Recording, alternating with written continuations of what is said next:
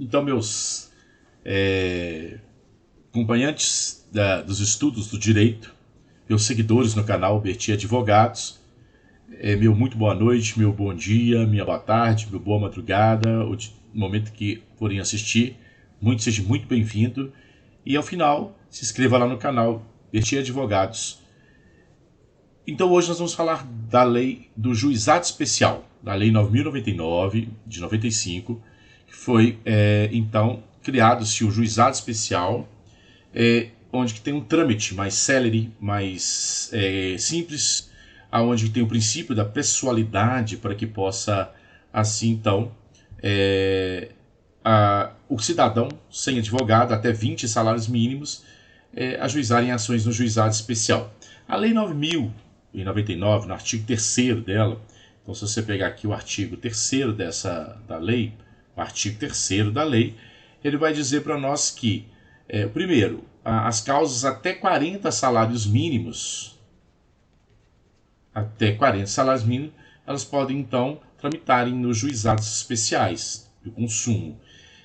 Isto, 40 salários mínimos, vocês têm que estar acompanhado de advogado. E até 20 salários mínimos, você não precisa de estar acompanhado de advogado. Você pode estar sozinho, somente, e faz por e você, em vez de fazer uma inicial, uma petição, como é feito o advogado, você faz por atermação. O próprio servidor vai fazer para você por atermação. Mas preste bastante atenção que, na fase de recurso, depois da sentença do juiz de primeiro grau do juizado especial, na fase de recurso, indiferente se seja 40 salários mínimos ou 20 salários mínimos, se faz necessário que tenha o advogado para fazer então o recurso que a gente vai estudar lá na frente, chamado de inominado. Este recurso aqui, indiferente do valor da causa, só pode ser interposto por advogado. Mesma coisa se a parte contrária recorrer, mesmo que seja 20 salários mínimos, para fazer as contraminutas do recurso, as contras-razões do recurso inominado, se faz necessário que seja por advogado.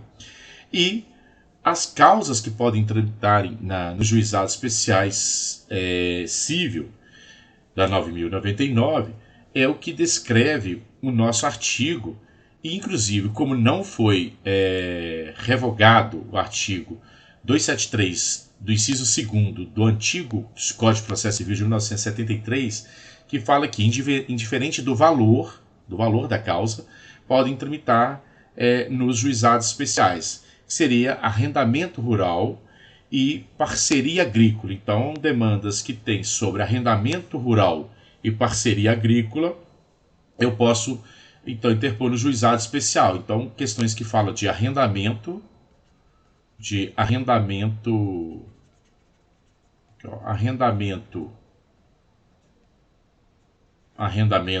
rural, ou então a parceria agrícola,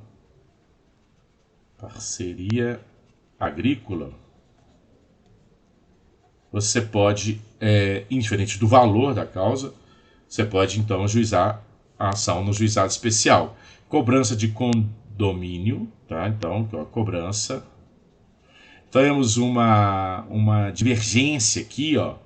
Tem juízes que entendem que cobrança não poderia ser, outros sim, mas já pacificado que é possível essa cobrança. Danos de prédios rústicos rurais, então, algum danos que ocorreram em prédio rústico rural, pode-se tramitar no juizado especial, tá? Porque é permissível. Danos de veículos, que ocorrerem danos de veículos, abarramento de veículos, enfim, qualquer matéria dessa natureza é cabível no juizado especial. Cobrança de seguro de acidente de veículo, então também eu posso fazer as cobranças que temos, cobrança em seguro de acidente. Em seguro de acidente eu posso tramitar em juizado especial, e cobranças de honorários profissionais também é cabível eu fazer no juizado especial, cobranças de honorários.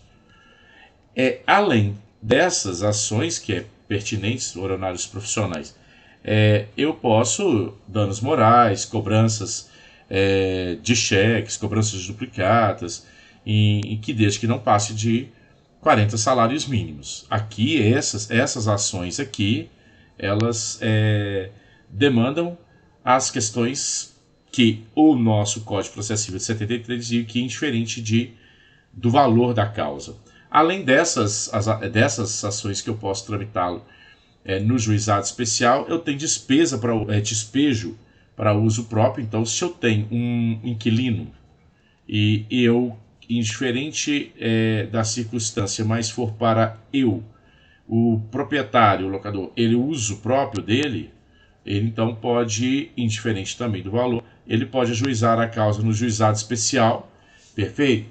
No juizado especial, em razão de que para uso próprio deste imóvel dele. Então, se for para uso próprio, é cabível a ação de despejo do inquilino para uso próprio dele, e as ações possessórias, que também eu posso então também usá-los no juizado especial, desde que o imóvel não passe de 40 salários mínimos. Então, as ações possessórias. As ações possessórias que nós temos, que são as ações de reintegração de posse. A reintegração de posse quando há, de fato, o esbulho, né? O esbulho possessório. Tem o esbulho. Eu tenho a reintegração, eu tenho a manutenção de posse.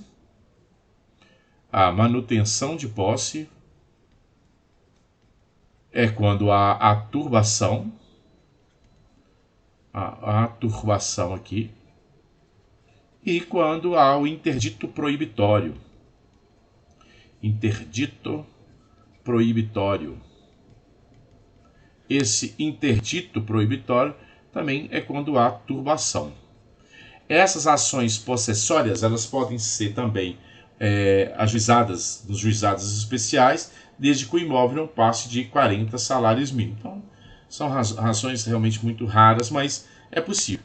Às vezes é um lote, é um local que realmente não demanda 40 salários mínimos, que hoje dá quase 42 mil, 41, né? Se você pegar 1.045 vezes 40, né? Vai estar próximo de uns 41 mil reais. Aí, desde que eu tenho que respeitar esse valor da causa para estes fins, perfeito? Então, essas ações são cabíveis eu tramitar no juizado especial. Então, vamos lá na Lei 9.099, olha aqui para você ver. Na 9.099, os juizados especiais civil têm competência para conciliação, processo e julgamento das causas civis de menor complexidade. Quais são essas causas que não excedam até 40 salários mínimos, como eu disse para vocês? As enumeradas no artigo 275, que eu disse para vocês, que é o arrendamento rural e a questão de parceria agrícola, cobrança de condomínio, danos de prédios rústicos, urbano, rural, danos de veículos, cobrança de seguro de acidente de veículo, também cobrança nos honorários profissionais, elencado lá no artigo 275, inciso 2º, uma vez não revogado, prevalece aqui. Ação de despesa para uso próprio, mas aqui depende de valor, de até 40 salários mínimos, e as ações possessórias sobre bem imóveis, de valor não excedente ao fixado no inciso 1, que são 40 salários mínimos. Eu disse para vocês, são lotes, essas questões que às vezes é possível, então você pode fazer as ações possessórias com todo aquele trâmite de reintegração de posse, de manutenção de posse, então do interdito proibitório. Isso não deixa de poder ser, o advogado então fazer então a parte fazer em juizado especial. Porém, mais uma vez eu reflito, se for acima de 20 salários mínimos, é indispensável a presença do advogado. E compete ao juizado, ela, na fase de execução, os seus julgados, então as sentenças que aqui ele julgou, e também dos títulos executivos extrajudiciais, que é aqueles títulos elencados lá no nosso artigo 784 do CPC, os títulos extrajudiciais que podem ser ajuizados. Pode executá-lo, você também pode executar aqui no juizado especial, desde que não passe de 40 salários mínimos, correto? Então, os títulos executivos extrajudiciais no valor de até 40 vezes o salário mínimo, observado o disposto parágrafo 1º do artigo 8º dessa lei, que se nós descermos aqui, você vai ver que ele fala assim, olha, somente serão admitidos a propuração perante o juizado especial, aí são as partes que podem compor. Perfeito? Então, quem pode ser parte? Que as ações, eu já sei quais ações que podem tramitarem no juizado especial, que, além disso, você fica aqui dos títulos executivos extrajudiciais que são cabíveis no juizado especial. Agora, quem pode ser parte no juizado especial? As partes do juizado especial. Vejam bem, para você ser parte no juizado especial, o juizado especial tem a seguinte linha, é o artigo 8º, aqui ó, é o artigo 8º da Lei 9.099, que diz o seguinte, olha, vão ser excluídos, não podem, aqui, olha, estarão excluídos, vão estar excluídos de serem partes no juizado especial, porque o juizado especial, ele requer pessoalidade, e significa o seguinte, as partes deverão estar presentes. Senão, se o autor não estiver, o processo será extinto por contumaz. Se o réu não estiver, será dado revelia e julgado. Então, a pessoalidade, eu tenho aqui o princípio da simplicidade, tá, que rege, né, da simplicidade, também vai reger o juizado especial, da oralidade, quer dizer, a maioria da parte do procedimento poderá ser feita oral, da oralidade, que também é um princípio que rege o juizado especial, que o menos que eu puder escrever, eu posso a parte toda ser escrita ou gravada, então pode ser transcrito pelo escrevente para a questão daí do nosso juizado especial. Então, quem não pode ser parte lá no juizado especial? Olha, são excluídos, primeiro, os incapazes. Hoje,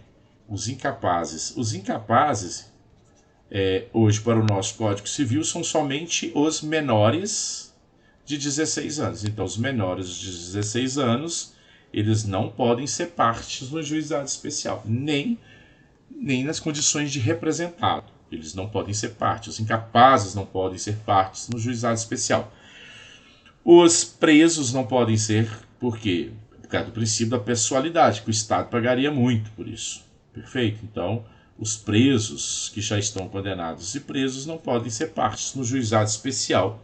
As pessoas jurídicas de direito público, então, pessoas jurídicas de direito público, exceto, eles podem ser parte lá no juizado especial da Fazenda Pública, que é a Lei 12.153, que vai ser um dos nossos estudos posteriores. Então, as pessoas jurídicas de direito público também não podem, então as pessoas jurídicas de direito público também não podem ser parte, tá, do direito público. E também as massa falida mesmo, que não poderão ser. Os insolventes civil também não podem ser parte do juizado especial, e a sociedade de facto também não podem ser partes no juizado especial. A legitimidade ativa, que pode fazer parte do juizado especial, aqueles que não estão excluídos desse aqui. Eles podem ser parte ativas. A condição da ação, tem que ter a condição da ação e a capacidade para estar em juízo, pressuposto daquele procedimento válido, para que ele possa, assim, também chamá-lo assim, ele está em juízo. Aí estando em juízo, há essas possibilidades aí, dessa linha aí de pensamentos nossos para os fins que estamos tratando. Em regra, aí nós temos o artigo 3º, né, que nós vamos demonstrar aqui, o artigo 8º, né, que não poderão ser partes, que eu disse para vocês, incapazes, presos, pessoas jurídicas de direito público, as empresas públicas da União, a massa falida, que insolvente não pode. Somente serão admitidas a proporção à ação do juizado as pessoas físicas capazes, então assim, acima de 18 anos, excluídos os cessionários dos direitos da pessoa jurídica, as pessoas enquadradas como microempreendedores individuais, esses podem ser parte no juizado especial, microempresas e empresas de pequeno porte na forma da Lei Complementar 123. As pessoas jurídicas qualificadas como a organização de sociedade civil e de interesse público também podem ser parte, e as sociedades de crédito microempreendedor podem ser parte, e o maior de 18 anos poderá ser autor, independente de assistência, inclusive para fins de conciliação. Esses aqui podem ser partes, e excluímos os que não podem ser partes. Agora, o artigo 4º da nossa lei, ele vai nos trazer a seguinte redação. Agarramos aqui a seguinte redação. Ele vai nos trazer que, em regra, para eu ajuizar uma ação, quando estou no juizado especial, é no domicílio do réu. Então, a ação ela deverá ser proposta no domicílio do réu. Tá? Então, em regra, eu tenho que obedecer o domicílio do réu, onde se encontra o réu.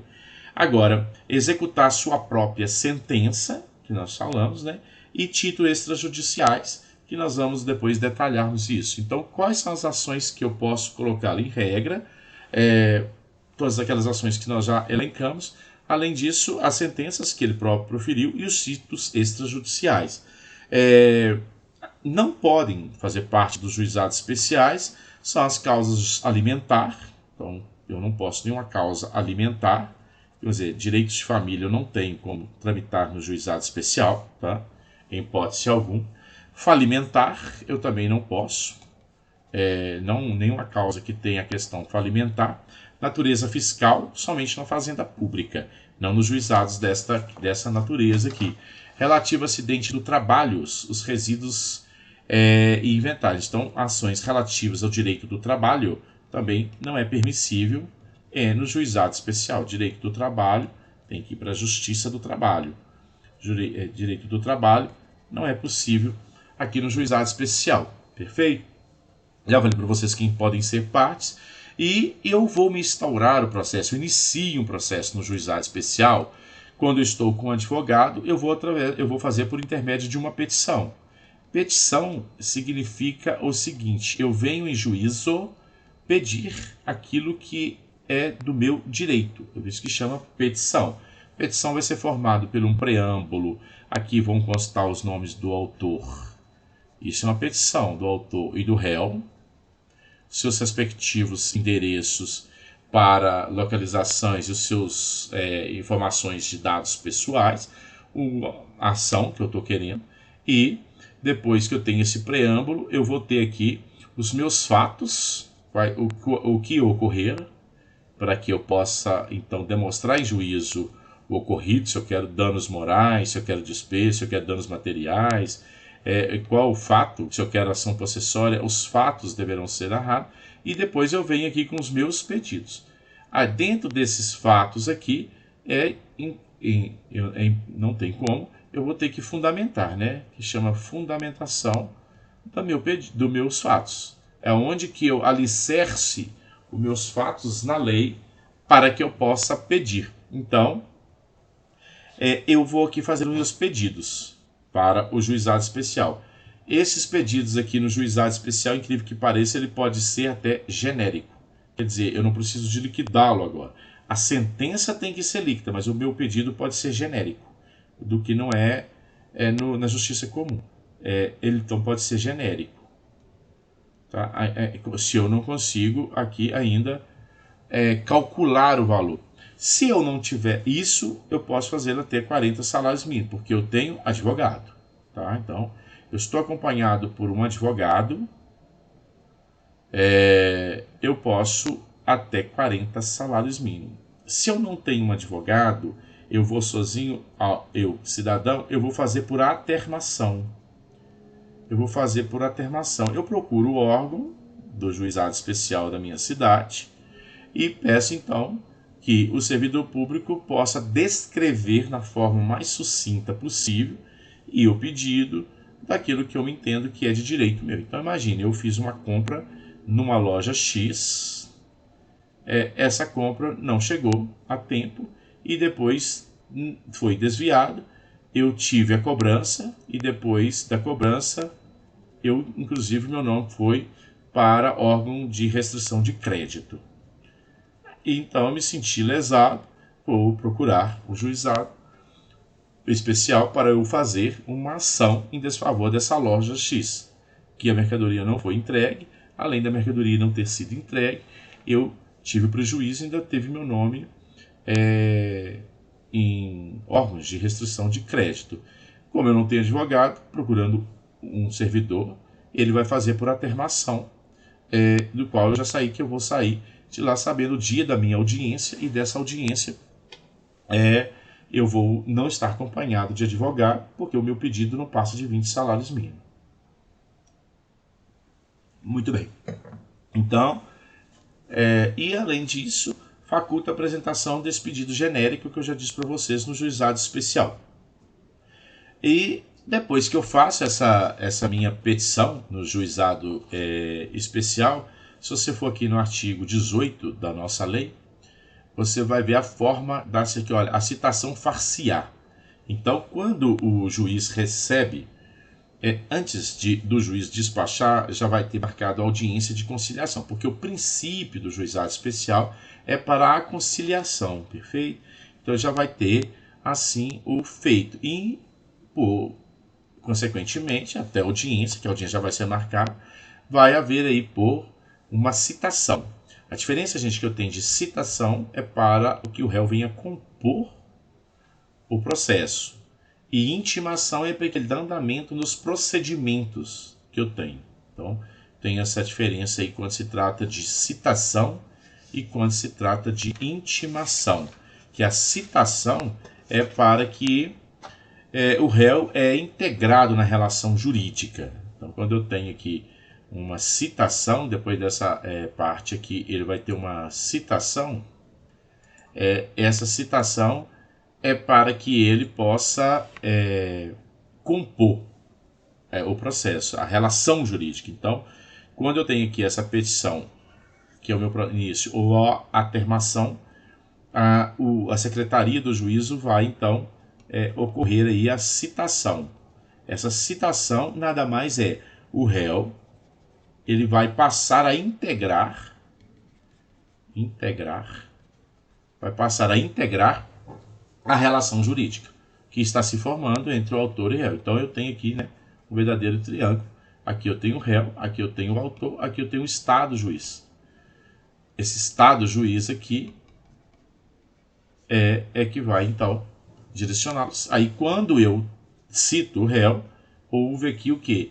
O réu para integrar a relação jurídica. A relação jurídica. Perfeito? O réu, uma vez integrando essa relação jurídica, os outros atos processuais, eu vou mandá-los, o juiz, né? Ele vai mandar a intimação, o réu. A intimação para o réu é que da ciência, ele vai dar ciência dali para frente, se ele não tiver advogado, né, que se tiver vai ser intimado pelo seu próprio advogado, dos atos e dos termos processuais, dos atos e dos termos processuais que ocorrerem dentro deste processo, dos atos processuais. Então, nós vamos ter a intimação para dar ciência, né, dar ciência aqui os atos, os termos processuais. Então tem essa diferença aí de citação e intimação. Se você for no nosso artigo 18 aqui da lei, ele vai dizer, olha, citação far-se-á por correspondência. Então o primeiro ato que eu tenho para mandar citar o réu, ele manda citar ele por correspondência com aviso de recebimento em mão própria. Perfeito? A citação em mão própria só pode ser o réu. O juizado especial, se outro receber, passa a ter uma prerrogativa de que a pessoa trabalha, a pessoa vive nessa casa. Então, como é um princípio da celeridade processual, um princípio de uma forma mais rápida para esses fins, então já teve juízes que entendem que sim. Perfeito? O que a gente tem que ter em mente dentro dessa linha aí de pensamento, que eu posso citando também aí o porteiro em prédio, isso aí é válido, porque se é hoje já no nosso Código de Processo Civil. Então, primeiro é por correspondência, depois, não havendo êxito, tratando-se de pessoas jurídicas ou firma individual mediante entregas ao encarregado da recepção, que será obrigado a identificá-lo. Então, nesse caso, sendo pessoa jurídica ou firma individual, quem recebeu identifica: eu sou secretário, eu sou porteiro, eu sou faxineiro, enfim, eu recebi. Então, é válido, a citação é válida, e sendo necessário por oficial de justiça. Na última condição aí, seria por oficial de justiça, independente de mandado ou carta precatória. Pode ser dentro da própria cidade. Agora, o CPC conta dias úteis, como também hoje o juizado especial conta-se por dias úteis, tá? E essa citação na justiça comum, ela só pode ser feita de 6 da manhã às 8 da noite, mas nos juizados especiais pode ser realizada após 20 horas, às 8 horas da noite, exatamente por princípio da celeridade processual. Além das cartas precatórias, o juiz pode determinar a citação por carta precatória no juizado especial. Ele utiliza qualquer meio idôneo de comunicação. É mais célere nessa carta precatória. Por quê? Se você pega a carta precatória na justiça comum, então imaginamos que nós estamos aqui na comarca, uma comarca do interior, imagina, uma comarca de, exemplo, de Carmópolis, e essa comarca precisa de mandar por carta precatória para uma comarca de Bambuí.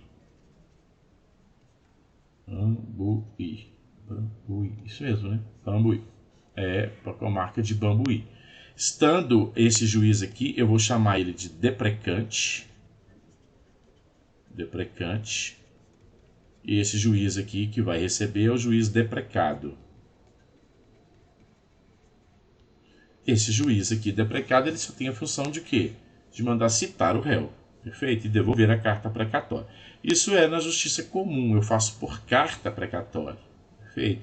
Em razão de que eu encaminho o serventuário, ele encaminha de fato para o juiz de Bambuí, para que o juiz de Bambuí possa cumprir essa citação.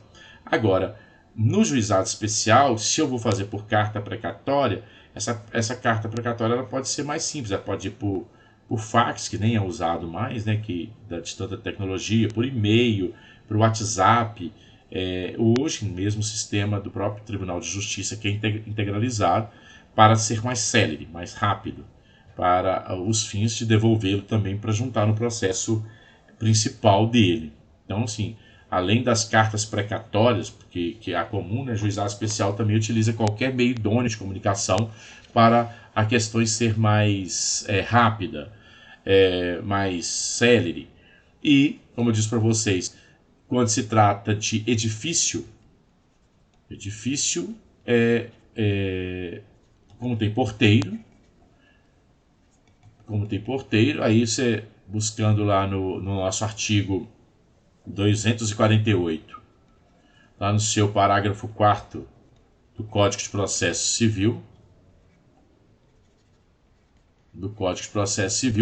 é possível, então, se assim o porteiro receber, citado está. E se o porteiro recusar, ele tem que manifestar a razão da sua recusa de não receber essa citação. Então, e por último, eu posso fazer a citação também por oficial de justiça.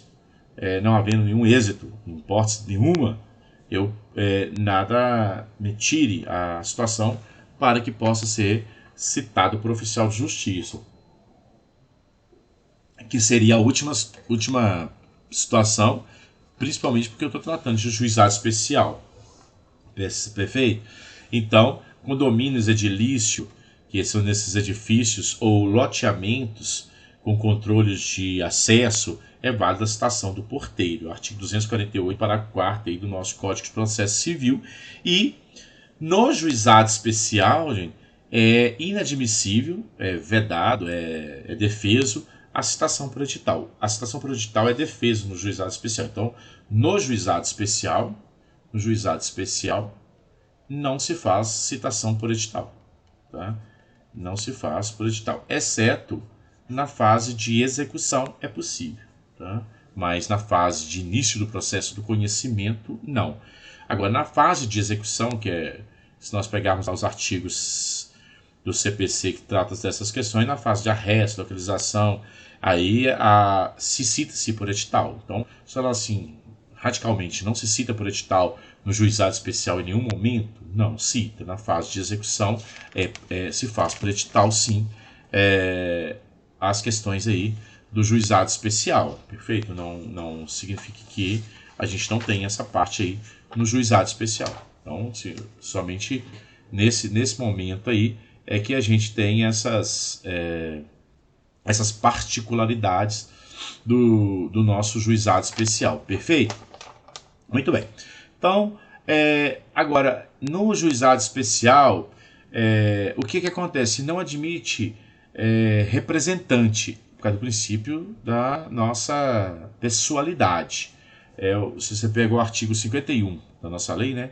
O artigo 51 da nossa lei no inciso 1º, da 9.099, vai dizer que não admite representante pessoalmente somente, sabe? Em razão, demonstra aí, não há representação.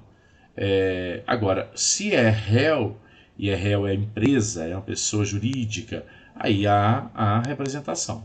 Tem a carta do preposto, e aí terá a representação. Eu não tenho da pessoa física a representação, mas de pessoa jurídica existe a representação. E quem pode ser o preposto não necessariamente precisa nem de ser funcionário dessa empresa, dessa sociedade empresária. Mas eu preciso do preposto. Então, assim, num juizado especial, exemplo, for contra uma sociedade, uma companhia de telefone, vai ter que ter o advogado e vai ter que ter o preposto.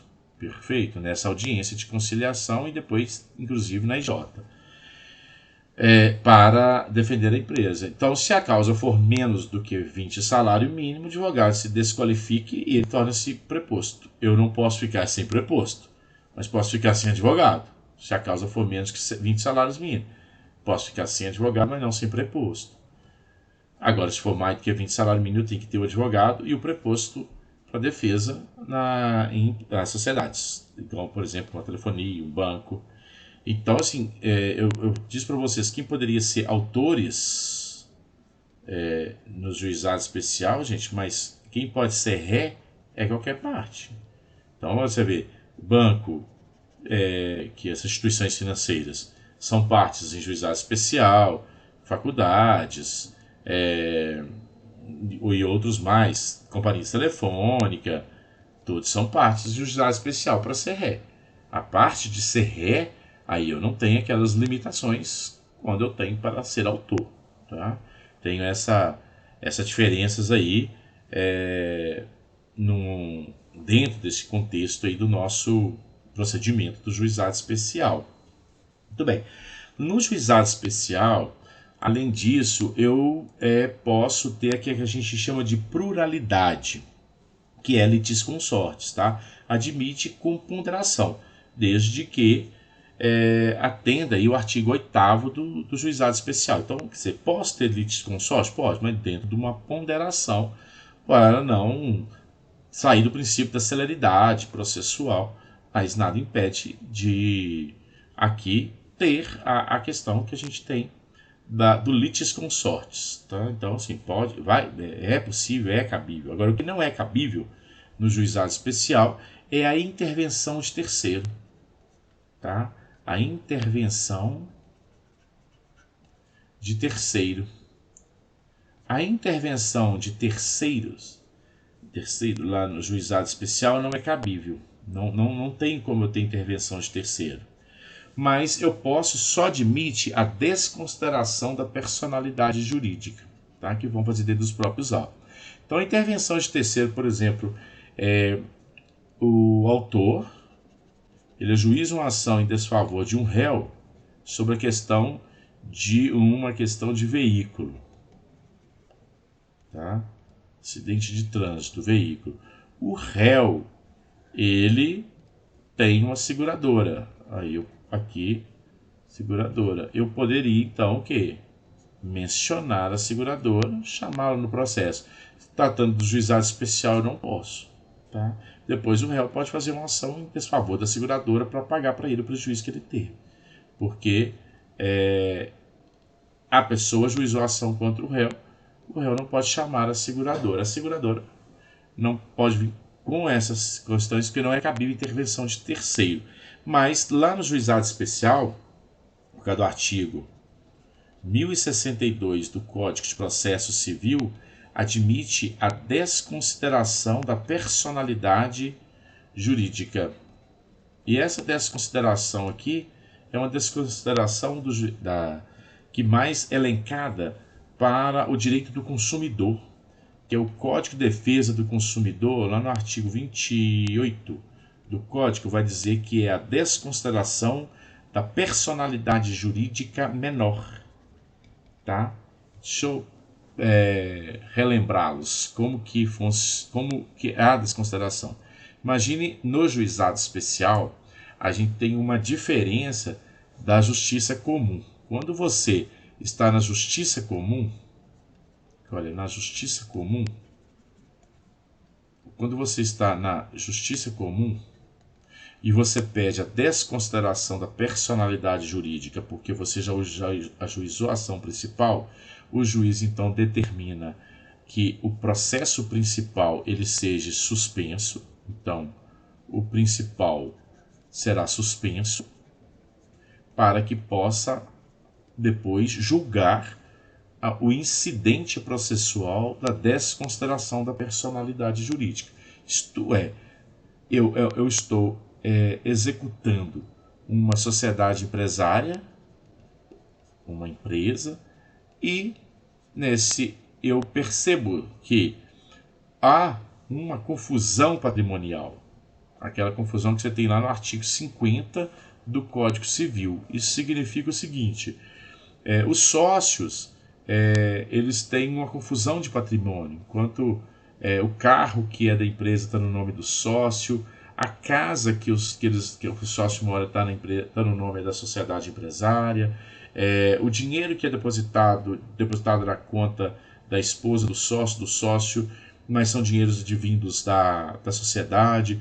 Houve uma verdadeira confusão patrimonial, um desvio do patrimônio, um desvio das suas funções. Aí, então, eu posso pedir a desconsideração.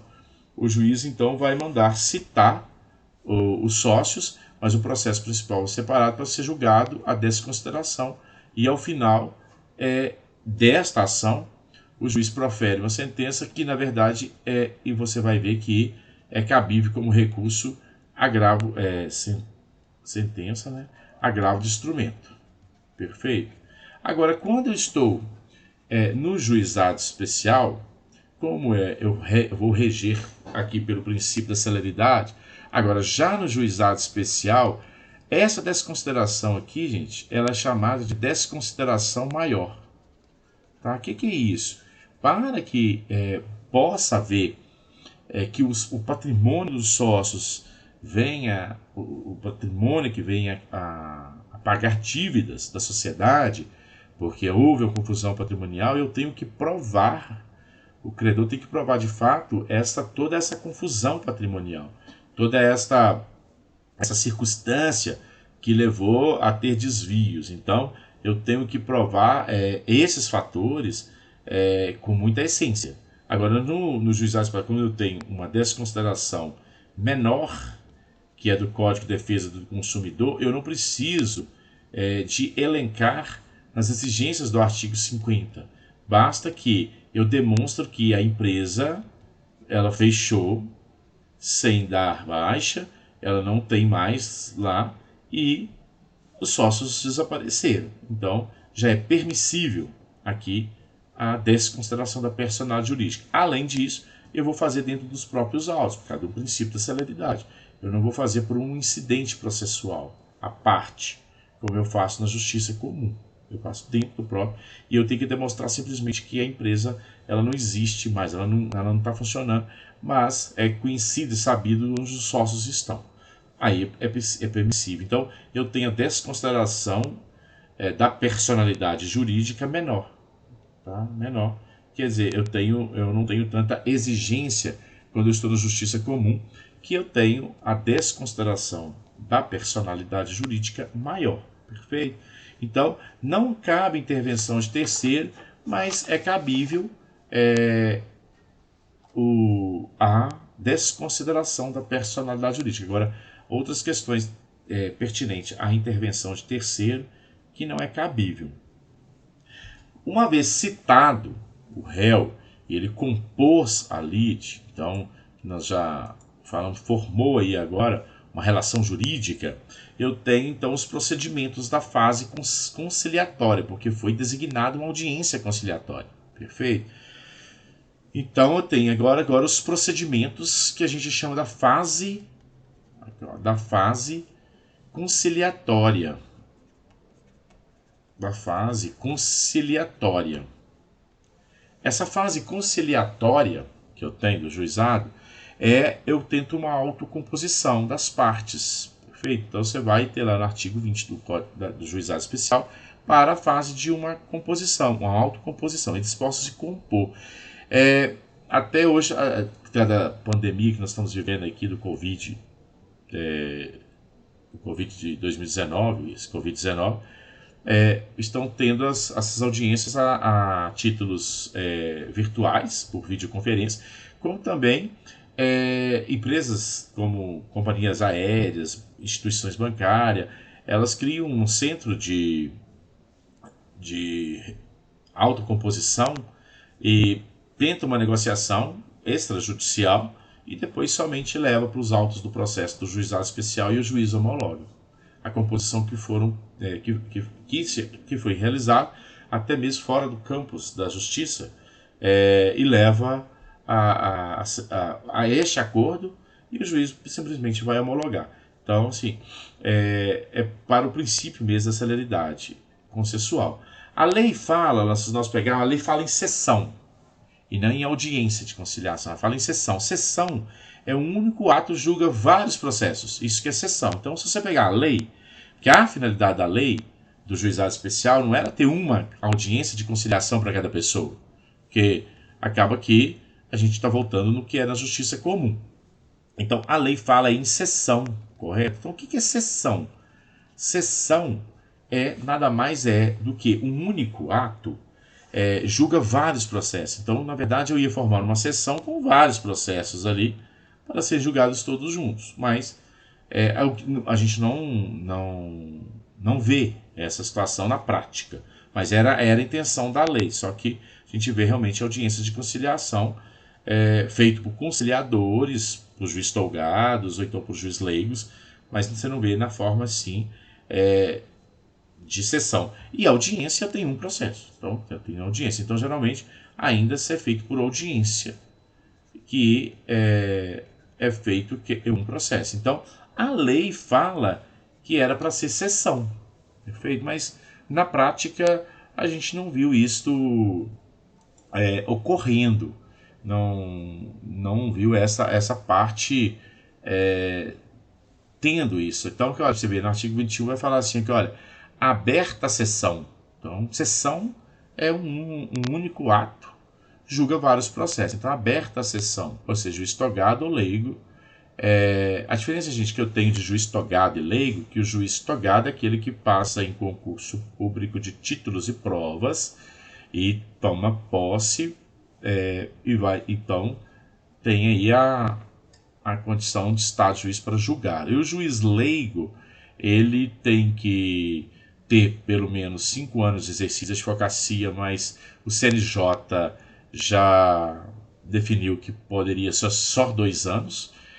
Tem um prazo certo de atuar lá no juizado como juiz leigo. Enquanto ele estiver como juiz leigo, ele não pode advogar em juizados especiais da comarca que ele é o juiz leigo, e para os juizados especiais das fazendas e juizados especiais federais em nenhuma parte dos estados da federação ele fica impedido, e geralmente por 2 anos, podendo renovar por mais 2 anos, mas depois ele, então quer dizer, ele não tem a vitaliciedade de um juiz togado. Ganha por produção, que vai fazer quantas sentenças, e o juiz leigo pode conduzir a IJ, ouvir testemunha, depoimento pessoal e faz projetos de sentença. E o juiz togado ele assina a sentença posteriormente. Ele faz projetos de sentença, mas ele pode colher também depoimento pessoal e depoimento de testemunhas em AIJ. E conduz as audiências de conciliação, que também pode ser conduzidas pelos conciliadores da justiça, é cabível, perfeito? Então você vê que fala em sessão, em vez de audiência, mas na prática a gente ainda não vê isso na prática aí do nosso dia a dia. A exigência do comparecimento das partes, oralidade, pessoalidade, aí é indispensável. A ausência do autor, ela vai gerar a contumácia. O autor não apareceu, aqui olha, extingue o processo, além dos casos previstos em lei, quando o autor deixar de comparecer a qualquer das audiências do processo. Chama contumácia. Então, se o autor não compareceu, temos a contumácia, elencada no artigo 51 do inciso 1º. Tem até enunciado do FONAGE sobre essa situação do não comparecimento do autor, extingue-se o processo sem julgamento do mérito, e tem uma multa que é imputada ao autor, hoje em torno de 300 e poucos reais, porque provocou o judiciário e nem ele mesmo lá o foi. Aí teve a contumácia. E a ausência do réu, eu tenho aí a revelia. O réu vai sofrer a revelia, que é o efeito material, julgamento antecipado por sentença. Então você tem aí o artigo 20, que nos narra aqui essa questão que a gente tem, que não comparecimento ou demandado à sessão de conciliação, tá vendo? A lei só fala sessão. A intenção era julgar vários processos ao mesmo tempo, só que acaba tendo audiência somente. Sessão, audiência de instrução e julgamento, reputar-se-ão verdadeiros os fatos alegados no pedido inicial, salvo se encontrar resultado em convicção do juiz que, mesmo estando ausente o réu, as provas que o autor trouxe para os autos não são convincentes para condená-lo, porque aqui no juizado especial eu também tenho a mesma prerrogativa que eu tenho para a justiça comum. O autor tem que fazer as provas dos atos que ele alega e o réu tem que fazer as provas dos fatos impeditivos, extintivos e modificativos. Se mesmo sem o réu o autor não trouxe as provas do convencimento do juiz, não quer dizer que o réu vai ter a revelia. Perfeito? Então imagina, eu estou fazendo uma cobrança do fulano e uma das exigências do título extrajudicial é que eu leve o cheque. Eu não tenho cheque. Então, mesmo que ele esteja em revelia, ele não vai ser condenado, pois eu não tinha o título extrajudicial para assim condená-lo. Então, eu tenho essas partes. O réu, como eu já disse para vocês, pessoa jurídica tem que ter o preposto. Agora, a pessoa física eu tenho que ir pessoalmente, sabe? Dispensa o vínculo jurídico também. O preposto não precisa de ser funcionário da empresa, não. Não só tem que ter o preposto, mas não necessariamente precisa ser funcionário, tá? E a questão, a lei do artigo 24 e 26 do juizado especial é a possibilidade do juiz arbitral. Também é outra coisa que na prática a gente não vê. Perfeito? Então, assim, a possibilidade do juiz arbitral, que porém, não ocorre bem, como eu disse vocês, na prática. O arbitral do juizado especial seria ele exige a homologação do juiz. Mas, assim, eu teria o juiz, o árbitro, mas não, na prática também não tivemos esse êxito. Mas é possível, do artigo 24 e 26 da nossa lei, olha aqui, ó, ele fala sobre essa natureza, que olha, não obtida a conciliação, as partes poderão optar. Então não teve conciliação. Eu vou prosseguir a questão. Nessa mente, a parte, não tendo a conciliação, as partes poderão optar de comum acordo pelo juiz arbitral, na forma prevista nessa lei. Então, eu teria um árbitro para ali eu ter as mesmas situações de uma câmara arbitral. Porém, não é muito funcional em razão da falta de pessoas qualificadas para essa natureza. Nos interiores a gente já sofre para ter conciliador e ficaria bem complicado a gente ter também os árbitros para fazerem essas partes. Nós teríamos aí essa dificuldade e acabou que na prática não funcionou, pela dimensão continental que é o nosso país e outros fatos dessa natureza. Acaba que fica vinculado mesmo em juiz togado, juiz leigo e também os conciliadores dos juizados especiais, perfeito? Passando essa fase, então, eu tenho a seguinte fase, olha bem, nós já chegamos na seguinte fase, olha, vamos fazer um pequeno desenho aqui, que nós já passamos na seguinte fase. Então, eu já falei para vocês que teve o início aqui, a ação, não é? Aqui, olha, teve o início, ou que foi por petição, ou por... teve aqui por uma petição, que se iniciou essa ação. Além disso, depois eu tive uma audiência, né? Uma audiência. Eu tive uma audiência de conciliação. E dessa audiência, após a audiência, o réu pôde fazer a contestação. Essa contestação, gente,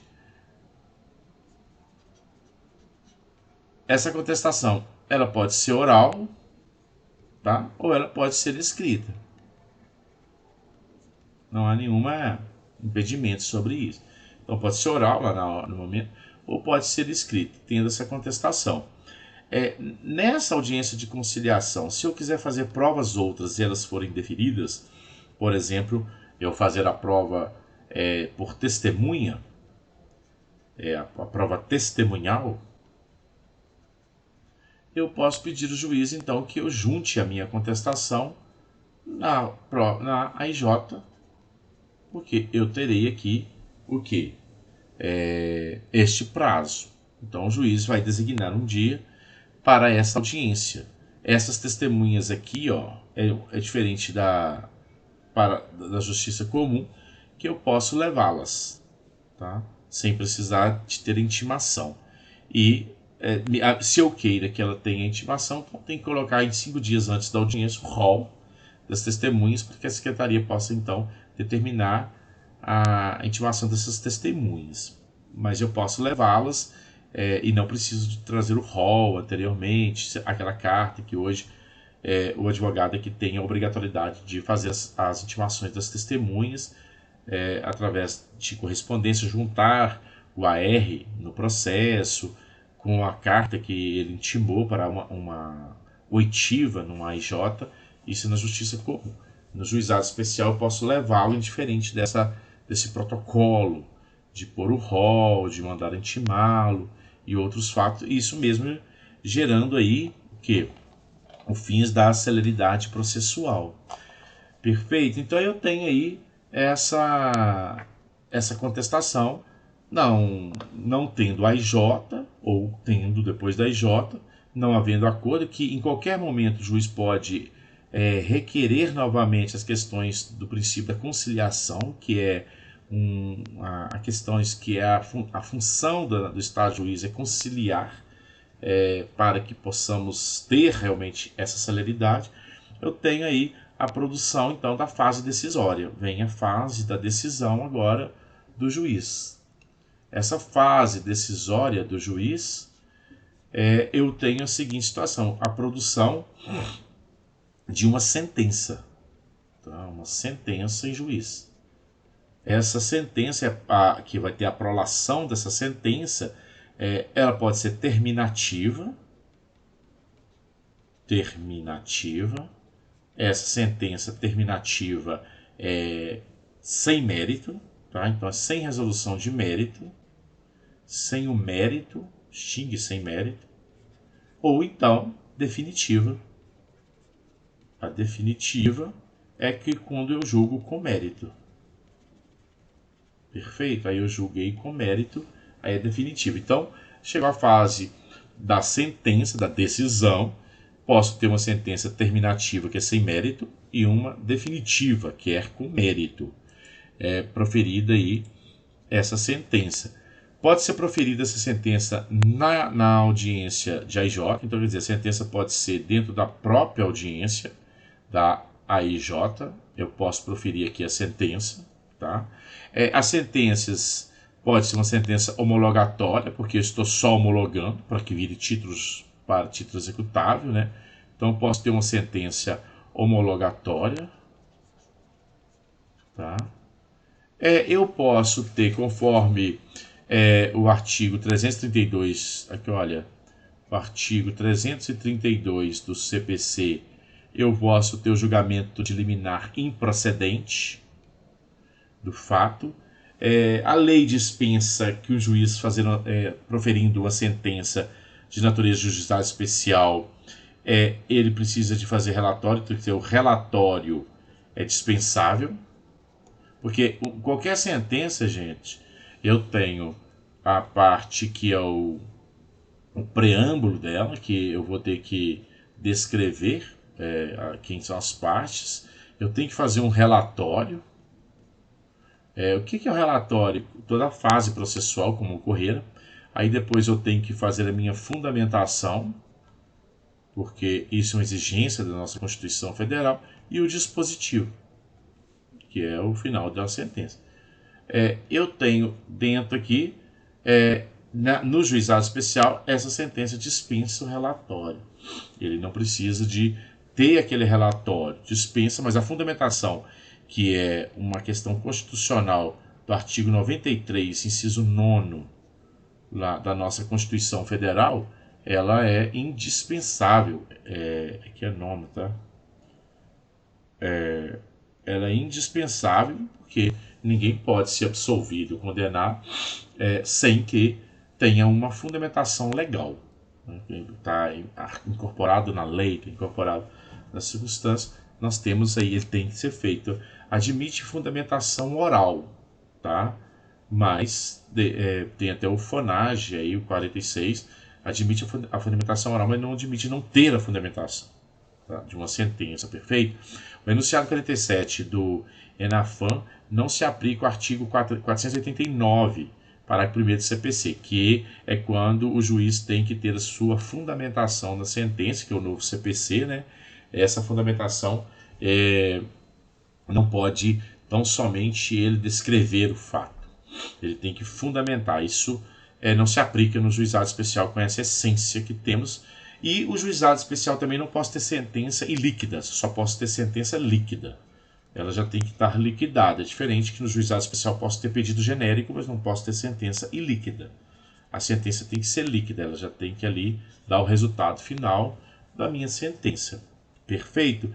E isso você vê o artigo 39 da Lei 9.099, ele vai falar que é ineficácia a condenação acima de 40 salários mínimos. Então, a sentença é líquida, mas fica ineficaz.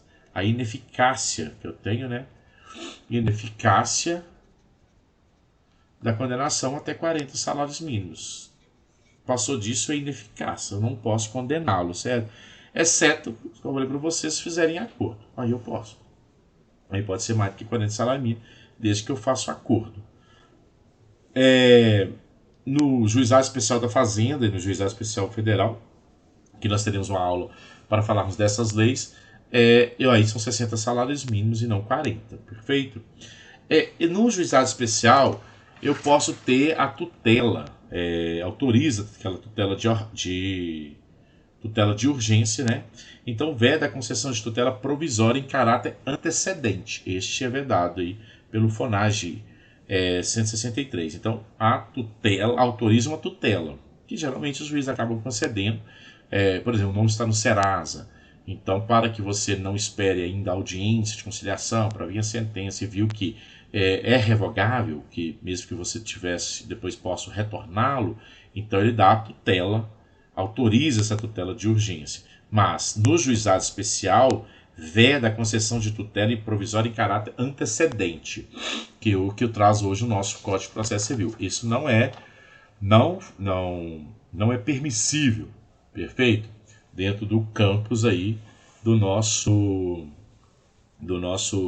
juizado especial. Muito bem. E dentro do juizado especial eu tenho a coisa julgada, formal e material. E material frio, que hoje está, até vontade de espirrar. Material é o pronunciamento do mérito. Então eu tenho a coisa julgada nessas sentenças, perfeito? Nessa sentença. Então houve aqui uma sentença do juiz de primeiro grau. Então o juiz togado, o juiz leigo faz projeto de sentença e o juiz togado assina, dando o veredito daquela sentença. Tendo essa sentença, eu tenho da mesma forma, eu tenho da publicação da sentença, eu tenho 5 dias para eu fazer embargos, os embargos de declaração. O que é o embargo de declaração? É quando uma sentença ou ela é omissa, ou ela é contraditória, ou ela é obscura. Então, quando ela forma uma situação que a gente chama de oco, ela pode sofrer os embargos de declaração. Os embargos de declaração são 5 dias úteis, que o juizado especial também são úteis, e antes os embargos de declaração no juizado suspendia. E a lei, o Código de Processo Civil, então, assim o determinou que os embargos de declaração interrompem o prazo. Tá? A interrupção. Essa interrupção dos prazos é que até a resposta do juiz dos embargos não se iniciou a fase de recurso para a junta recursal do juizado especial, que é o recurso inominado. Fica interrompido e não suspenso como era anteriormente. Então, essas aí são situações modificadas pelo nosso Código Civil. Então, os embargos de declaração é o artigo 48 da lei. Vamos aqui, né? Só para a gente frisarmos. Aqui, caberão embargos de declaração contra sentença ou acordo nos casos previstos no Código Civil. Então, cabe, os erros materiais podem ser corrigidos de ofício. Então, erro material, por exemplo, faltou um nome, um número errado, isso é erro material. E os embargos de declaração serão interpostos por escrito oralmente no prazo de 5 dias contado da ciência da decisão. Os embargos de declaração que, olha, interrompem o prazo e não suspendem. Então é a mesma situação se eu tivesse aqui na justiça comum. Ele vai interromper e não suspender. Tá?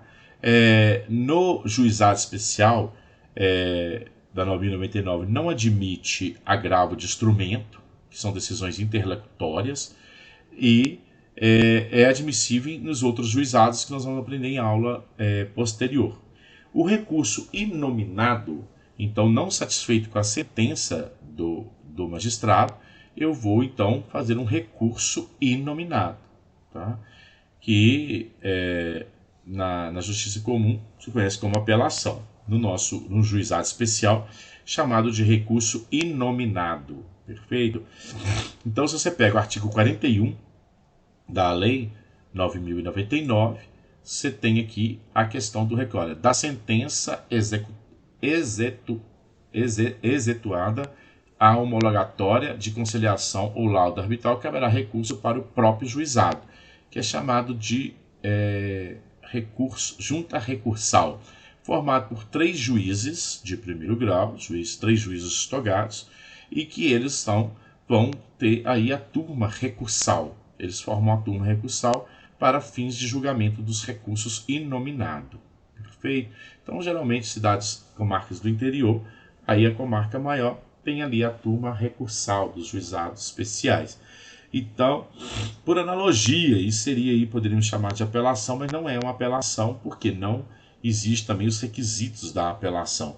É julgado por uma turma recursal do primeiro grau. São juízes togados que formam essa turma. São compostos por 3 juízes togados que formam essa turma. 3 juízes. Não aplica aí nesse julgamento, desse acórdão, eles não se aplica aquela técnica do julgamento do artigo 942 do CPC, que é a técnica do julgamento referente, se não for unânime, eu teria que dar continuidade no julgamento. Não há essa técnica do artigo 942, a continuidade do julgamento. Então, se nós tivermos lá 2 votos a 1, termina mesmo, o 2 é o vencedor, não tem a técnica do julgamento que a gente fala que é a continuidade do julgamento, quando é na justiça comum, não sendo unânime, nós temos a técnica da questão da continuidade do julgamento. E o prazo para este recurso inominado o prazo não é 15 dias, e sim 10 dias, tá? São 10 dias úteis, mas não são 15 dias úteis, como na justiça comum, perfeito? Aí vocês vão ver nas próximas aulas comigo, que nós vamos falar dos juizados especiais da Fazenda e os juizados especiais federais, que o juizado federal é a terminativa, quando julgada sem resolução de mérito, não é cabível recursos, e que tem algumas diferenças para o juizado especial, e o prazo são de 10 dias. A gratuidade, quando você está sob o par da justiça gratuita no juizado especial, são todos os autores têm a gratuidade da justiça, porém, isso somente no primeiro grau. Na sentença, o juiz tem que ter preferido se ele deferiu a justiça gratuita ou não. Se não deferiu ou não disse nada, é cabível que você faça embargo de declaração, perfeito? E não fazendo, você então, ele não te disse que foi concedido ou não, você tem que pagar as custas para o recurso. Então, a gratuidade somente de primeiro grau. Na fase de recurso, deverá que fazer o preparo, quer dizer, pagar as custas do recurso inominado. Ele então tem que pagar as taxas deste recurso. Não há, você pode até, se não for no mesmo dia, você tem 48 horas para pagar essa parte aí. Não há necessidade de comprovar o preparo no momento do recurso, perfeito? Você tem 48 horas para apresentar aí essa taxa, que não é verdade na justiça comum.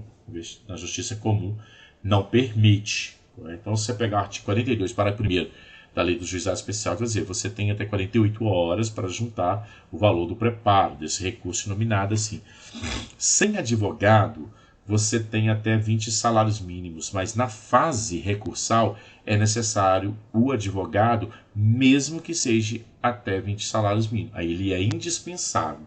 Você tem que ter o advogado, é indispensável, porque aí já torna uma questão técnica, praticamente. Então, assim, o leigo realmente já começa a ter a complexidade de um recurso, a formalidade de um recurso. Então, a gente, de fato, precisa-se de um técnico formado, que seria um advogado que passou na prova da ordem dos advogados do Brasil, para que ele possa ali, então, tanto fazer as contras-razões do recurso inominado, quanto o próprio recurso inominado, tá? Mesmo que seja menos do que 20 salários mínimos.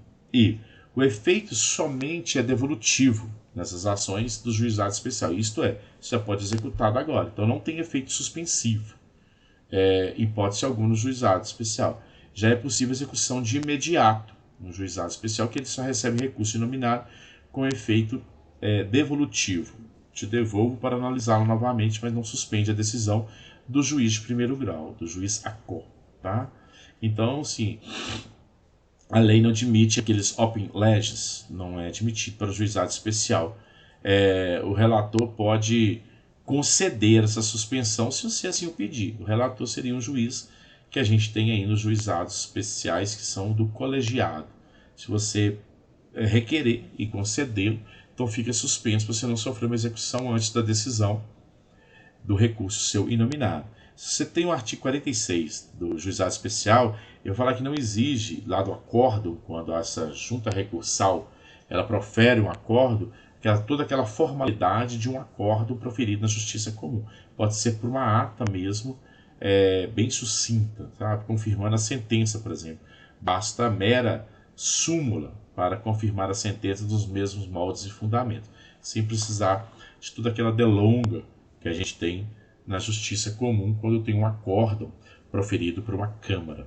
Tá? E o relator que recebeu esse recurso inominado, ele pode utilizar-se também do artigo 932 do nosso Código de Processo Civil, quer dizer, ele pode ali extinguir o seu recurso, uma vez que ele observa-se que há questões de incidente de assunção de competência, incidente de demanda repetitiva, há questões referentes à repercussão geral, ele pode extinguir seu processo monocraticamente. Então, sim, a possibilidade de observar o procedimento, né, a absorção procedimental, do princípio do colegiado. A decisão poderá ser monocrática.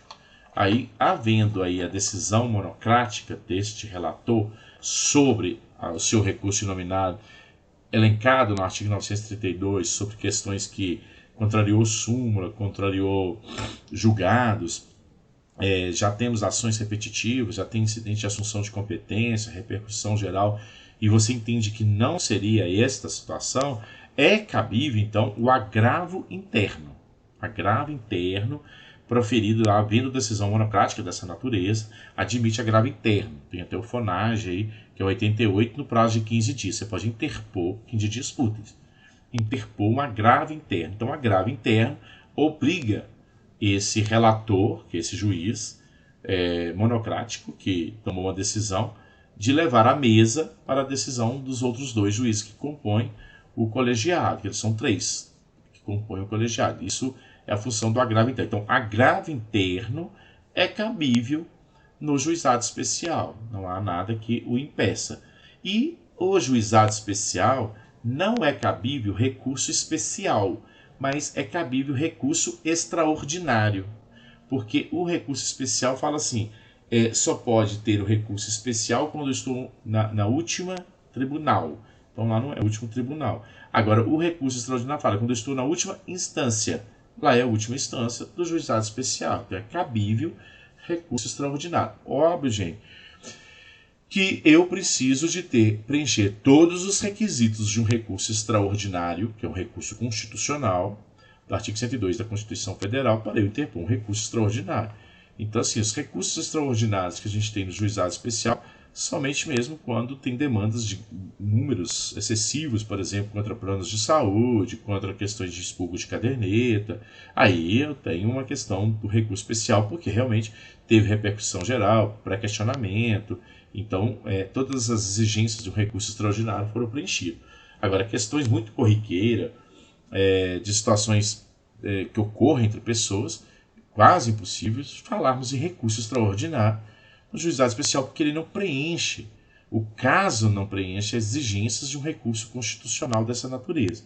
Então, mas é cabível o recurso extraordinário.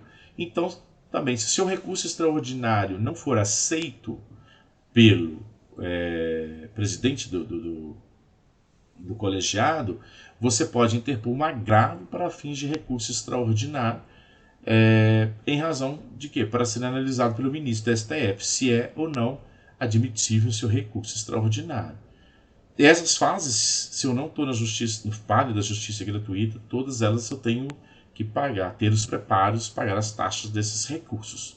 Não é possível que eu tramita, não estando pago da justiça gratuita, com essas formalidades aí.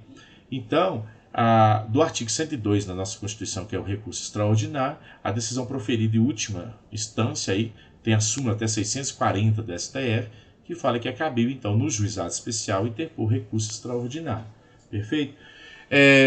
Agora, no juizado especial, aí é defeso. Não posso ter aquelas ações rescisórias, em hipótese alguma. O artigo 59 da nossa lei fala que não é permissível o recurso, a ação rescisória no âmbito do juizado especial. Isso aí só é cabível realmente. Então, imagine se você foi julgado no juizado especial, um juiz que era impedido porque tinha questões de parentesco, de consanguinidade, era consanguíneo, e depois você descobre, como foi no juizado especial, não é possível. Então, aqui, olha, não se admite, o artigo 59, não se admite ação rescisória nas causas sujeitas aos procedimentos instituídos por esta lei. Então, não se admite no juizado especial, não se admite, em hipótese alguma, a questão aí da ação rescisória. Bom, nós chegamos aqui na parte final da fase do conhecimento e da fase de recurso do juizado especial.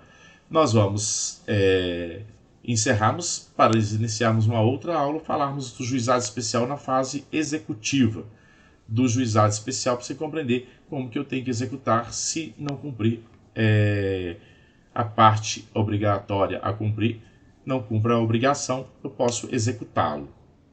Ok? A gente se vê na próxima aula. Até mais.